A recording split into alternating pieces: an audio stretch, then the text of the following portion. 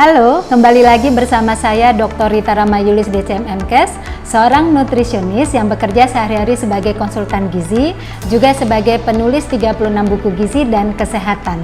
Nah, kali ini saya akan membahas tentang sari kacang. Kalau di luar sana sering disebut sebagai istilahnya nut meal. Nah, bagaimanakah keunggulan sari kacang ini dan bagaimana tips untuk mendapatkan seluruh manfaat kacang dengan pengolahan sari kacang?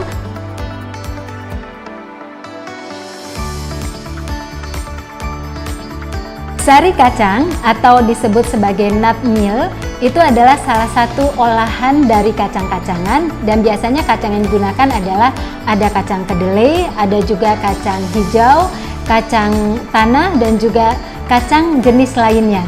Nah, di dalam olahan kacang ini akan dihasilkanlah sebentuk sari dari kacang tersebut dalam bentuk cairan yang warnanya menyerupai dari warna susu.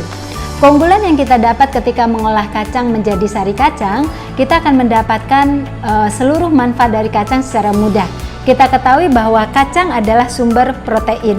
Nah, dengan mengolahnya menjadi sari, maka memudahkan kita untuk mendapatkan kebaikan dari protein tersebut. Nah, kemudian di kacang pun mengandung berbagai mikronutrien, seperti kemudian kita sebut sebagai zat besi, kemudian zinc, kemudian juga ada vitamin E-nya.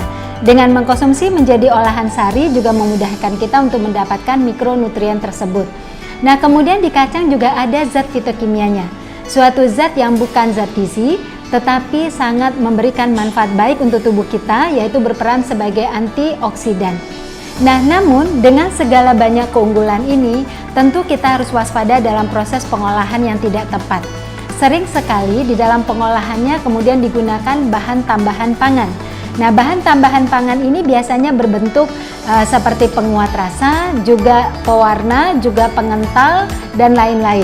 Nah, penambahan BTP pada sari kacang tidak dianjurkan karena ini bisa kemudian memberikan efek negatif lainnya. Dan kemudian juga seringkali dalam pengolahan sari kacang menambahkan gula yang berlebihan.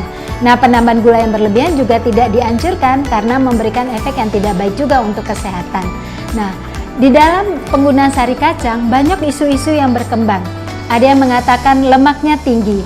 Nah, terkait dengan yang tinggi saya ingin jelaskan bahwa lemak pada kacang itu jenisnya adalah lemak tidak jenuh. Tetapi memang ada beberapa jenis kacang yang lemak totalnya tinggi, seperti misalnya pada kacang tanah dan kacang mede. Nah, untuk itu pada dua jenis kacang ini tentu harus dikonsumsi sesuai takarannya atau porsinya, tidak boleh secara berlebihan. Kemudian isu yang kedua adalah konsumsi sari kacang bisa menyebabkan terjadinya penyakit asam urat. Tentu pernyataan ini tidak sepenuhnya tepat.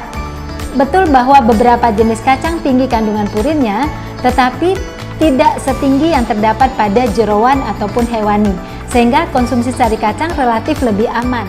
Kecuali pada orang-orang yang sudah menderita penyakit asam urat, maka konsumsi sari kacang dibatasi sesuai dengan porsi yang dianjurkan.